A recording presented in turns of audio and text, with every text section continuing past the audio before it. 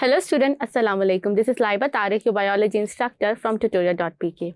Today we are studying your chapter 22, that is the inheritance. Let's start. इस chapter को start करने से पहले आप लोग इस चीज़ को इमेजिन करें, हम लोग दुनिया में ह्यूमंस को देखें, 7 कॉन्टिनेंट्स पे इस टाइम ह्यूमंस जो हैं वो प्रेजेंट हैं।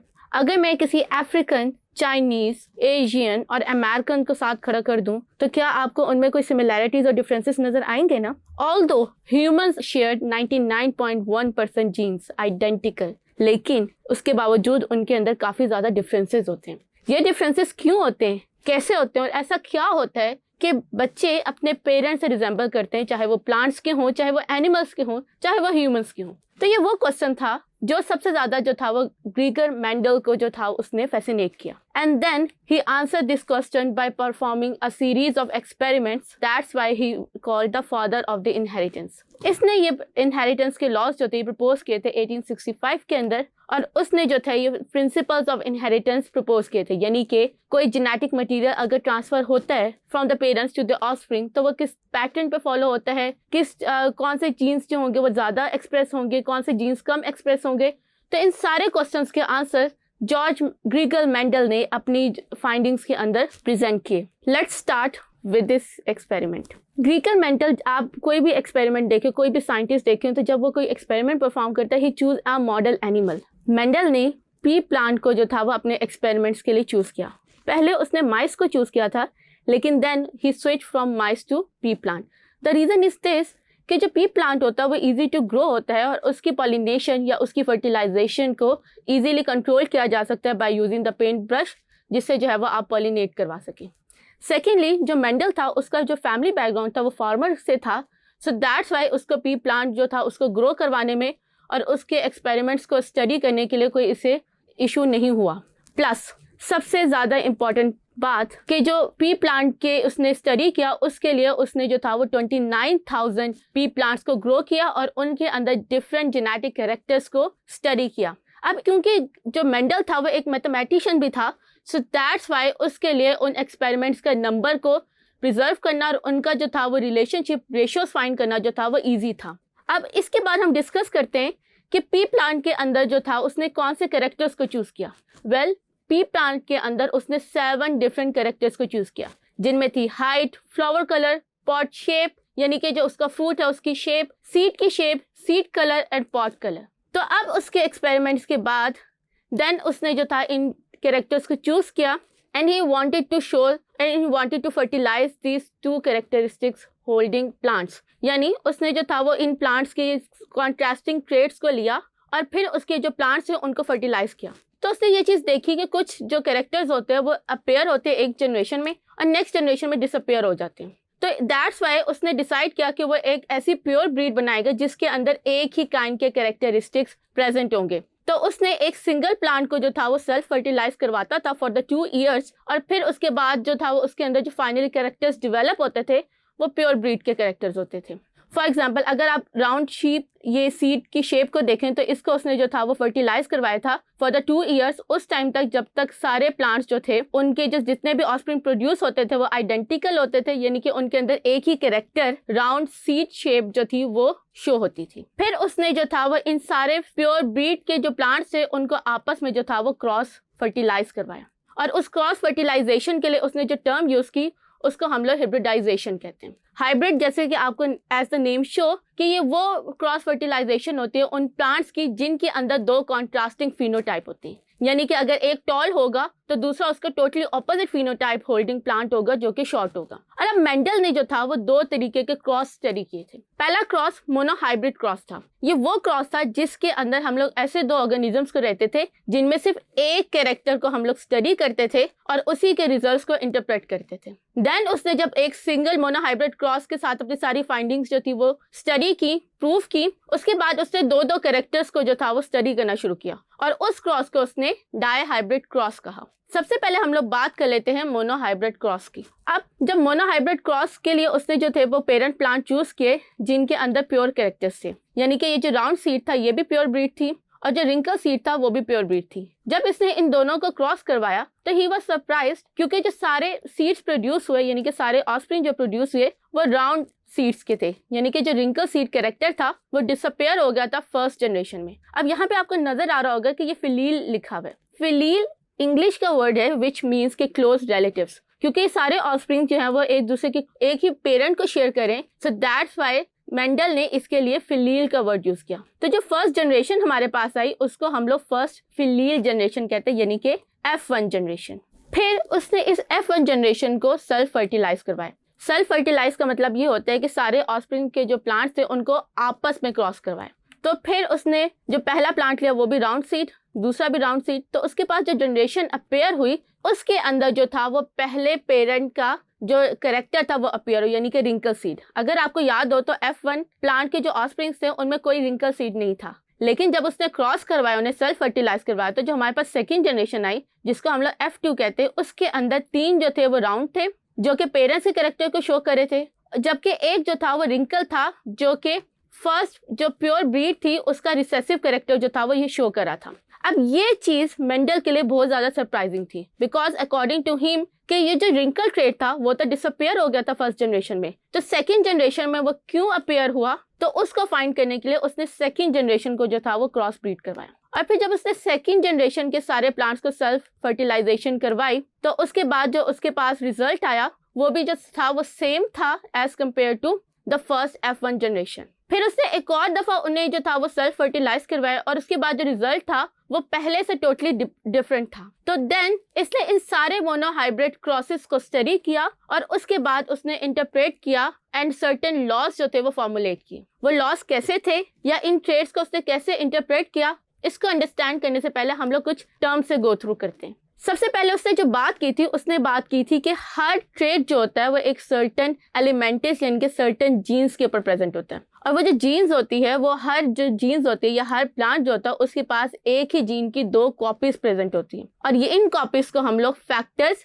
यानी अलील कहते हैं। और ये जो फैक्टर्स होते हैं या ये जो अलील होते हैं वो एक्सप्रेशन ऑफ ट्रेट्स को जो होता है वो कंट्रोल कर रहे होते हैं। अब अगर आपको याद हो तो एट दैट टाइम मेंडल ने जब ये अपना लॉज जो थे ये प्रपोज किए थे, उस टाइम तक कोई भी जेनेटिक या क्रोमोसोम्स जो थे या डीएनए जो था वो डिस्कवर नहीं हुआ था। सो दैट्स वाई उसे ये जो थी उसे नहीं पता था कि जो जीन्स क्रोमोसोम पे प्रेजेंट होता है या क्रोमोसोम जो होता है वो डीएनए के कंडेंस फॉर्म होती है। दैट्स वाई उसने जीन के लिए जो था वो एलिमेंटस का वर्ड जो था वो यूज किया था, और क्योंकि हमें पता है कि elements are actually the genes that is present on the chromosomes. फिर उसने जो जीन्स थे उनको वो जो क्योंकि जीन्स पेयर के फॉर्म में अकर करते हैं तो उसके लिए उन्होंने अलील्स यानी कि फैक्टर्स का वर्ड यूज किया। फैक्टर्स मेंडल ने यूज किया था लेकिन हम उसको अब अलील कहते हैं। अब यहाँ पे स्टूडेंट्स जो होते हैं वो थोड़े से कंफ्यूज होते हैं कि जीन्स और अलील के अंदर जो होता है वो क्या डिफरेंस होता है। फॉर एग्जाम्पल आप इस चीज को देखें, आप अपनी अगर वार्डरोब ओपन करें, अब आपकी वार्डरोब के अंदर काफी ज्यादा शर्ट्स होंगी, ठीक है। आपकी वार्डरोब के अंदर जो होगी वो कॉटन की शर्ट होगी,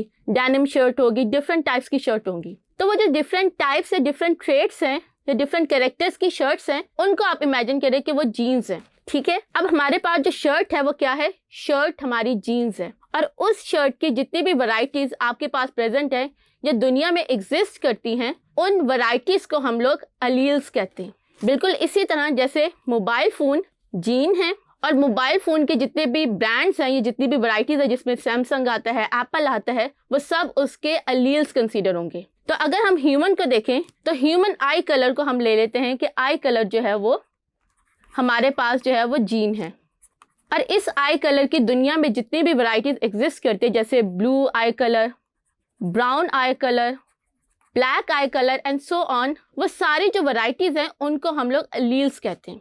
अब ये जो वैरायटीज होती हैं ये हर बंदे के पास सारी वैरायटीज प्रेजेंट नहीं होंगी, क्योंकि हमारे पास जो हमारे पेरेंट्स होते हैं वो 2 होते हैं और हर पेरेंट हमें एक वैरायटी जो होता है वो इनहेरिट करता है यानी कि गिफ्ट करता है। तो फॉर एग्जाम्पल अगर हमारे पेरेंट्स ने हमें एक क्रोमोसोम इनहेरिट किया तो उस क्रोमोसोम पे जो एक जीन की वैरायटी होगी हेयर कलर की, वो हमारे पास जो होगी वो अलील कंसीडर होगी। और फिर इसी तरह हमें मैटरनल यानी कि मदर जो होंगी वो जीन्स प्रोवाइड करेंगी, और वो जो जीन्स होंगी वो भी हमारे पास जो होगी वो अलील होगी।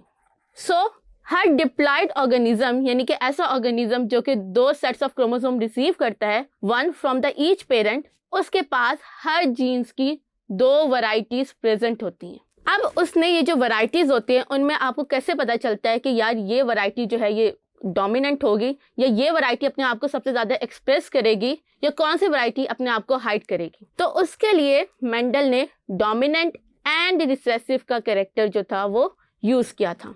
डोमिनेंट अगर आप अपनी दुनिया में देखें इस टाइम, तो हम आई कलर की मिसाल लेते हैं क्योंकि जो आई कलर्स होते हैं वो सबसे ज़्यादा प्रोमिनेंट होते हैं और आप सब इससे फेमिलियर हैं। तो जो डोमिनेंट होते हैं वो जीन्स होती हैं जो कि सबसे ज़्यादा एक्सप्रेस होती हैं और सबसे ज़्यादा कॉमन होती हैं। तो अगर आप दुनिया में देखें तो दुनिया में कौन सा आई कलर जो है वो सबसे ज़्यादा डोमिनेंट है? सोचिए।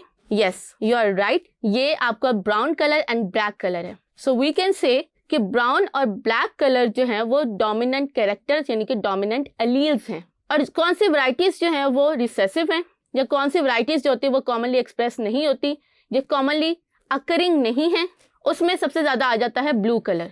दुनिया में सिर्फ टोटल 2% लोगों की आइज जो होती है वो ब्लू कलर की होती हैं। तो हम कह सकते हैं कि ब्लू कलर ऐसा है जो कि कॉमनली प्रेजेंट नहीं है, that's why it is recessive. यहाँ तक आपको बात समझ आ गई होगी।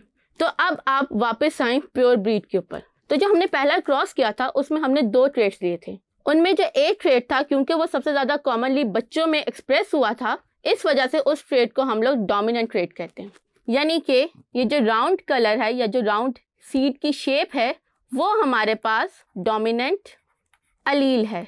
और जो रिंकल है, क्योंकि रिंकल जो थी वो बच्चों में एक्सप्रेस नहीं हुई थी F1 जनरेशन में, F1 के सारे जो थे वो राउंड थे, तो उसने कहा कि जो रिंकल क्योंकि वो हिडन जीन्स हैं या ऐसे अलील्स या ऐसी वैरायटी है जो कि एक्सप्रेस नहीं होती, तो उसको हम लोग रिसेसिव कहते हैं।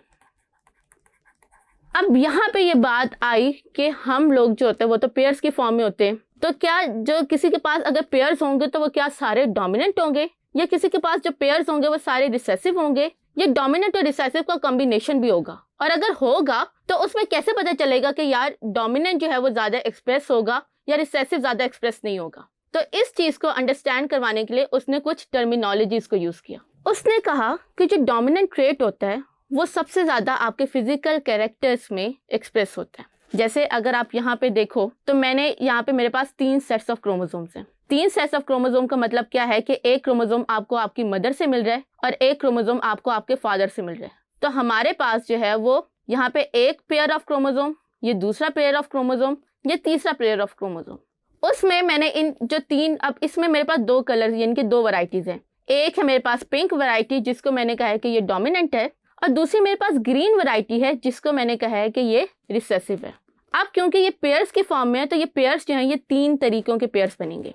जैसे अगर आप यहाँ पे देखो तो इसमें आपके पास जो है वो दोनों डोमिनेंट हैं। तो जहाँ ऐसे पेयर्स जिनमें आइडेंटिकल अलील्स हों उनको हम लोग कहते हैं होमोजाइगस। होमो का मतलब क्या होता है? Homo means same, zygous means allele. तो ऐसे ट्रेट्स जो कि बच्चों में सेम प्रेजेंट हो यानी कि मदर और फादर से same alleles, identical alleles inherit हो, उनको हम लोग होमोजाइगस कहते हैं। अब अगर आप पहले क्रोमोसोम को देखो तो उसमें आपको नज़र आ रहा होगा कि मदर और फादर से आइडेंटिकल अलील्स मिले हैं, आइडेंटिकल वैरायटी मिली है, तो इसलिए ये होमोजाइगस है। और दूसरे क्रोमोसोम में भी जो है वो दोनों आइडेंटिकल हैं, तो इसमें भी जो है वो होमोजाइगस है। अब इसका आइडेंटिकल जो है वो क्या है? पहले क्रोमोसोम का आइडेंटिकल जो है वो डोमिनेंट है, तो इसलिए मैं इसके साथ एक एक्स्ट्रा वर्ड ऐड करूंगी, दैट इज द डोमिनेंट। अब यहाँ पे क्या है? यहाँ पे आप देखो तो यहाँ पे कौन सा वाला ट्रेट शो हो रहा है? रिसेसिव।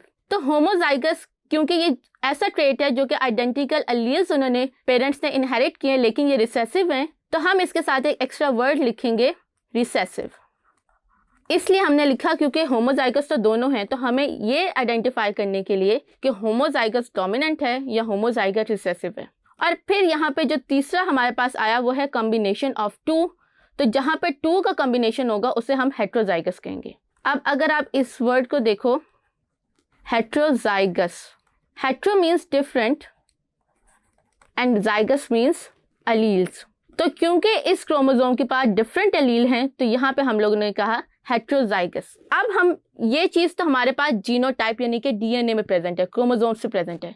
अब ये जो है होमोजाइगस डोमिनेंट, होमोजाइगस रिसेसिव और हेट्रोजाइगस, ये तीनों क्रोमोसोम्स के जो पेयर्स हैं ये अपने आप को किस तरह एक्सप्रेस करेंगे, कौन सा ज़्यादा एक्सप्रेस होगा, कौन सा कम एक्सप्रेस होगा, तो उसको देखने के लिए आप इस डायग्राम को देखें। अब मैं इमेजिन करती हूँ कि ये जो होमोजाइगस डोमिनेंट है, ये पिंक कलर के फ्लावर्स जो है ये प्रोड्यूस करें, क्योंकि पिंक जो है वो डोमिनेंट है।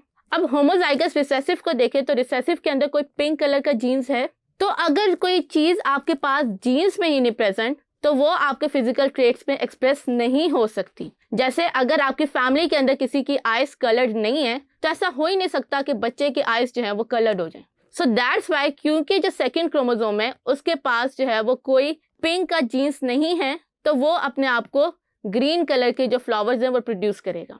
होमोजाइगस में तो जो जीन्स प्रेजेंट होंगी वही एक्सप्रेस होंगी। कंपटीशन कहाँ आएगा? कंपटीशन वहाँ आएगा जब डिफरेंट अलील्स प्रेजेंट होंगे। हमेशा याद रखें, जहाँ पे डिफरेंसेस होते हैं वहीं पर कंपटीशन होता है। तो हेटेरोजाइगस के केस में हमेशा वो जीन्स एक्सप्रेस होगी या वो अलील एक्सप्रेस होगी जो कि डोमिनेंट है। तो इस केस में कौन सा अलील डोमिनेंट है? पिंक अलील डोमिनेंट है। सो दैट्स वाई हेटेरोजाइगस जो है वो पिंक कलर के फ्लावर्स जो है वो प्रोड्यूस करेगा। ये तो थी वो टर्म्स जो कि ग्रेगर मेंडल ने यूज़ की थी अपने लॉज या अपनी फाइंडिंग्स को, अपने रिजल्ट्स को इंटरप्रेट करने के लिए। अगर आपको ये सारी टर्मिनोलॉजीज अंडरस्टैंड हो गई हैं तो देन हम मूव करते हैं उन क्रॉसेस की तरफ जो कि जीनोटाइप्स शो करें। पहले हम बात कर लेते हैं प्योर ब्रीड की। प्योर ब्रीड का मतलब क्या है कि pure breed genetically means it has only one kind of alleles. तो अगर हम राउंड की बात करें तो राउंड में जो है वो अलील्स कौन कौन से? Capital R, capital are. अब कैपिटल आर याद रखें कि हम डोमिनेंट को हमेशा कैपिटल लेटर से शो करते हैं। Dominant is shown by the capital letter और रिसेसिव किससे शो होगा? रिसेसिव शो होगा स्मॉलर लेटर से। अब यहाँ पे आप देखें कि यहाँ पे जो है वो प्योर ब्रीड है और प्योर ब्रीड का मतलब क्या है कि same allele. So that's why we have the pair of two capital R dominant genes. यहाँ पे हमारे पास रिंकल्ड है, तो रिंकल का मतलब क्या है कि रिंकल एक रिसेसिव जीन है, तो उसको हमने शो किया बाय टू स्मॉल आर्स। अब हम इनको जो है वो क्रॉस करवा लेते हैं। अब जब ये क्रॉस के लिए मैंने जो फिगर यूज की है इसको हम लोग कहते हैं पनेट स्क्वायर। पनेट स्क्वायर जो था वो एक साइंटिस्ट था, मैथमेटिशियन, जो कि जीन्स के कॉम्बिनेशन को स्टडी कर रहा था। सो दैट्स वाई उसने जीन्स के क्रॉस को ईजी करने के लिए जो स्क्वायर इंट्रोड्यूस किया उसको हम लोग पनेट स्क्वायर कहते हैं। अब पनेट स्क्वायर के एक साइड के ऊपर हम लोग जो है वो एक पेरेंट के जो है वो गैमेट्स लिखते हैं, जैसे ये आर हो गया और ये आर हो गया। गैमेट्स का मतलब क्या है कि जब आपका जो पेयर ऑफ क्रोमोसोम्स हाफ होते हैं ना, तो इस केस में भी जब हम अलील्स को हाफ करेंगे तो एक गैमेट के अंदर एक ट्रेट आएगा और दूसरे गैमेट के अंदर जो है वो दूसरा ट्रेट आएगा। तो यहाँ पे हमारे पास जो है वो एक आ गया कैपिटल आर और दूसरा भी जो है वो हमारे पास आ गया कैपिटल आर, क्योंकि हर जो ऑफस्प्रिंग होता है वो पेरेंट के half set of chromosomes receive कर रहा होता है। तो हाफ का मतलब क्या है कि इन दो में से भी जो है वो एक बच्चे के पास जाएगा और जो दूसरा है वो दूसरे के पास जाएगा। इसी तरह अगर मैं आर की बात करूँ तो इसमें भी जो है वो एक गैमेट के अंदर एक आर जाएगा और दूसरे गैमेट के अंदर दूसरा आर जाएगा। क्योंकि बच्चे एक पेरेंट से एक अलील की वैरायटी लेते हैं और दूसरे से दूसरी लेते हैं, सो दैट्स वाई वो एक कॉम्बिनेशन प्रोड्यूस करेंगे। अब यहाँ पे जो कॉम्बिनेशन क्रिएट हो रहा है वो हो रहा है capital R and small R, capital from this and small from this. इसे हम प्रोडक्ट लॉ भी कहते हैं कि ये ऐड हुए। उसके बाद दूसरा अगर आप इसी को फॉलो करें तो यहाँ पे कौन सा आएगा? पहले स्मॉल आर और फिर उसके बाद अगर मैं यहाँ पे इसको लेकर जाऊँ तो यहाँ पे कौन सा आएगा? Capital R. अब यहाँ पे आप लोगों ने कंफ्यूज नहीं होना कि समटाइम्स आप पहले रिसेसिव भी लिख सकते हो और समटाइम्स पहले आप डोमिनेंट भी लिख सकते हो। ये कोई हार्ड एंड फास्ट रूल नहीं है कि डोमिनेंट हमेशा पहले आएगा और रिसेसिव बाद में आएगा। फिर उसके बाद अब जो फोर्थ है हमारे पास, उसमें आप अगर देखो तो ये हमारे पास हो गया कैपिटल आर और ये हमारे पास हो गया स्मॉल आर। और इसी तरह यहाँ पे भी अगर मैं करूँ तो ये स्मॉल आर और ये कैपिटल आर। अब आप ये जो जीनोटाइप है यानी कि जो 4 बॉक्सेस है, इट मीन्स कि हर बॉक्स जो है वो 1 रेशियो को शो करे। अगर परसेंटेज की बात करूँगी तो वो 25% को शो करेगा। तो यहाँ पे जो पहला बॉक्स है इसके अंदर जो ऑफस्प्रिंग प्रोड्यूस होगा उसके अंदर कौन सा ट्रेट है? एक डोमिनेंट अलील आया और एक रिसेसिव अलील आया। तो इसके जीनोटाइप में क्या आ गया? जीनोटाइप मीन्स के जो जीन्स का पेयर है वो है कैपिटल आर और स्मॉल आर। तो कैपिटल आर और स्मॉल आर में अब फिनोटाइप की बात करते हैं। ये जीनोटाइप था, अल्फ़ाबेट से हमेशा जीनोटाइप शो होता है यानी कि जीन्स का कम्बिनेशन। तो यहाँ पे कैपिटल आर और स्मॉल आर जो है वो जीन्स के कॉम्बिनेशन को शो करे। अब इसकी बेसिस पे हम बताएंगे कि इस पे कौन सा ट्रेट या कौन सा कैरेक्टर प्रोड्यूस होगा। तो आपको पता है जहाँ पे भी हेटेरोजाइगस कंडीशन आती है, यानी कि 2 डिफरेंट एलील होते हैं, तो वहाँ पे जो डोमिनेंट होता है वो शो करते हैं। इस केस में डोमिनेंट जो है वो राउंड है, तो जो ऑस्प्रिंग प्रोड्यूस होगा उसका जो ट्रेट होगा वो राउंड होगा। फिर यहाँ पे भी क्योंकि डोमिनेंट जो है वो राउंड है, तो ऑस्प्रिंग जो प्रोड्यूस होगा उसका ट्रेट भी जो होगा वो राउंड होगा। यहाँ पे भी राउंड और यहाँ पे भी राउंड। सो दैट्स वाई जब मेंडल ने जो था वो अपने प्योर ब्रीड का क्रॉस करवाया था, तो उसको जो सारे रिसीव हुए थे वो राउंड फिनोटाइप के थे, और जो रिसेसिव था वो हाइड हो गया था बिहाइंड द राउंड फिनोटाइप। तो मैं ये भी कह सकती हूँ कि जीनोटाइप आर और आर की जीनोटाइप जो है वो कितनी रेशियो है, इसकी 4/4 रेशियो है। या फिर मैं कह सकती हूँ क्योंकि एक बॉक्स 25 को शो करता है तो 100% इसकी रेशियो आ रही है। उसके बाद इसके अंदर जो है वो एक ही टाइप का रेशियो जीनोटाइप है, सो दैट्स वाई एक ही तरह का फिनोटाइप जो है वो शो हो रहा है। So this is the first cross genetic basis पे। हमने जो पहला पढ़ा था वो क्या था, फिजिकल बेसिस फिनोटाइप पे। अब इसका मैंने आपको बता दिया कि जेनेटिक बेसिस पे ये कैसे प्रोड्यूस हुआ था। अब हम आ जाते हैं F1 का। F1 में क्योंकि जो इसमें अगर आप देखो तो इसके अंदर जो है वो सारे कौन से हैं, राउंड और हेट्रोजाइगस। सारों की जीनोटाइप जो है वो हेट्रोजाइगस है। तो इसमें से मैं 2 सीड्स ले लूंगी और उनको मैं क्रॉस करवाऊंगी। अब अगर मैं इनको क्रॉस करवाने के लिए इनके गैमेट्स बनाऊं तो एक के पास आर आएगा और दूसरे के पास स्मॉलर आर, और फिर इसी तरह एक के पास कैपिटल आर आएगा और दूसरे के पास स्मॉलर आर। तो यहाँ पे मैं लिख लेती हूँ कैपिटल आर स्मॉलर आर, यहाँ पे भी capital R and then small R. तो अब जब कॉम्बिनेशन प्रोड्यूस हो रहा है तो यहाँ पे आपका आ रहा है दोनों capital R and capital R, it means that both are homozygous dominant. यहाँ पे कैपिटल आर और स्मॉल आर, यहाँ पे भी कैपिटल आर और स्मॉल आर, और यहाँ पे भी स्मॉल आर और स्मॉल आर। तो स्मॉल आर आने की वजह क्या है कि इसके अंदर कौन सा सीड प्रोड्यूस हो रहा है, रिंकल्ड सीड, जबकि इन तीनों के अंदर जो है वो राउंड सीड प्रोड्यूस हो रहा है। सो दैट्स वाई अगर मैं इसके फिनोटाइप की बात करूं तो फिनोटाइप में 3 हमारे पास जो है वो राउंड है और 1 हमारे पास जो है वो है रिंकल। लेकिन अगर मैं जीनोटाइप की बात करूं तो इसमें 1 हमारे पास जो है वो कैपिटल आर है, 2 हमारे पास कैपिटल आर और स्मॉल आर जिसे हम हेट्रोजाइगस कहते हैं, और 1 हमारे पास रिसेसिव होमोजाइगस है जो कि स्मॉल आर है। तो इसकी वजह से इसकी जो रेशियो बनती है वो बनती है 1:2:1, जबकि फिनोटाइप की जो रेशियो बनती है वो बनती है 3:1। तो अक्सर जो सवाल आते हैं वो इसमें ये आता है कि आप जीनोटिपिक रेशियो बताएं। तो अगर जीनोटिपिक रेशियो है तो आप अल्फ़ाबेट्स को देखते हुए रेशियो क्रिएट करेंगे जैसे मैंने किए, और अगर सवाल आए कि फिनोटिपिक रेशियोज बताएं तो फिनोटिपिक रेशियोज को आप इसी तरह क्रिएट करोगे जैसे फिनोटाइप को देखते हुए मैंने रेशियो क्रिएट किए। सो दैट्स वाई हमेशा याद रखें कि ज़रूरी नहीं है कि जो जीनोटिपिक रेशियो हो वो स्केयर के अंदर जो है वो फिनोटिपिक रेशियो को भी जो है वो वही रेशियो आइडेंटिकल हो। अब हम बात करते हैं सेकेंड जनरेशन के सेल्फ क्रॉस की। सेल्फ मीन्स के उनके जितने भी जो सीड्स प्रोड्यूस हुए थे, सिबलिंग सीड्स प्रोड्यूस हुए थे, उन सबको उसने आपस में क्रॉस करवाया था। तो अगर मैं इसको ज़रा सा पीछे लेके जाऊँ पिछली स्लाइड पे, तो आपको नज़र आ रहा होगा कि यहाँ पे जो था वो 3 तरह के जो था वो जीनोटाइप प्रोड्यूस हुई हैं। एक जीनोटाइप जो थी वो आर होमोजाइगस थी, 2 जो थी वो हमारे पास हेट्रोजाइगस थी, और 1 मेरे पास रिसेसिव थी।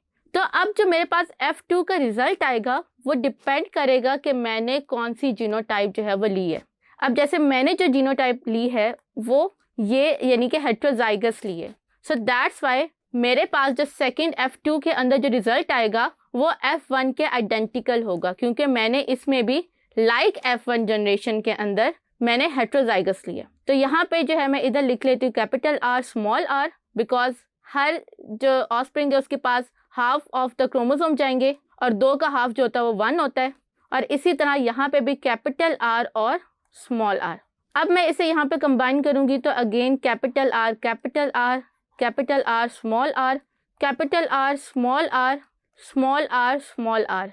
मैं इसको यहाँ पे ज़्यादा एक्सप्लेन इसलिए नहीं करी क्योंकि मैंने जो था वो पीछे जो था वो इसी को जो था वो डिटेल में एक्सप्लेन कर दिया था। यहाँ पे फिनोटाइप उस टाइम चेंज होगी जब मैं यहाँ पे लेट्स सपोज करती कि मैं यहाँ पे जो था वो हेट्रोजाइगस की बजाय 2 रिसेसिव ले लेती, तो फिर मेरे पास यहाँ पे क्योंकि दो रिसेसिव होते तो दो रिसेसिव की वजह से मेरा जो था वो फिनोटाइप और जीनोटाइप जो थी वो वेरी करती और अल्टर करती। तो ये आपने याद रखना है कि उसके पास जो F2 के रिजल्ट आए थे वो डिपेंडेंट थे कि उसने जो था वो कौन सी वैरायटी या कौन सी ब्रीड ली है। अगर उसने होमोजाइगस डोमिनेंट ली थी तो उसके अकॉर्डिंग रिजल्ट आता। अगर उसने हेट्रोजाइगस ली थी जैसे मैंने ली है तो उसका रिजल्ट चेंज था। और अगर वो रिसेसिव और हेट्रोजाइगस का पेयर कंबाइन करता, जैसे आपकी बुक में रिसेसिव और हेट्रोजाइगस का पेयर जो है वो कंबाइन हुआ है। इसको मैं यहाँ पे आपको अगर ड्रॉ करके दिखाऊं जो आपकी बुक के अंदर है, तो लेट्स सपोज करते हैं यहाँ पे मैं ले लेती हूँ recessive, homozygous recessive. Homozygous recessive का मतलब क्या है कि ये जो है इसके ऊपर जो है वो रिंकल्स प्रोड्यूस हो जाएंगे। तो इसको मैं रब कर जो है वो आपको शो करती हूँ कि ये कैसे होगा।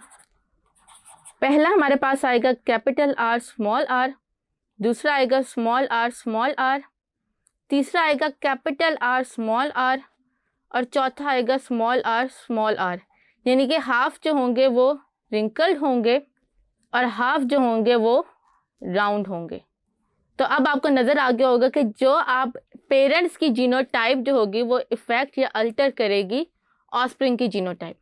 और हमेशा याद रखें कि अगर आपने ऑस्प्रिंग्स की जीनोटाइप आपको पता हो तो उसको आप यूज़ करते हुए पेरेंट्स की जीनोटाइप जो है वो फाइंड कर सकते हैं, जैसे मेंडल ने की थी। अब यहाँ तक हमारे क्रॉसेस जो थे वो कंप्लीट हो गए और हमने जो था वो मेंडल्स के जो रिजल्ट थे उसको इंटरप्रेट कर दिया। अब उसने इन रिजल्ट्स को इंटरप्रेट करके क्या निकाला? उसने इन रिजल्ट्स को इंटरप्रेट करके लॉ ऑफ सेग्रीगेशन जो था वो क्रिएट किया, फॉर्मुलेट किया।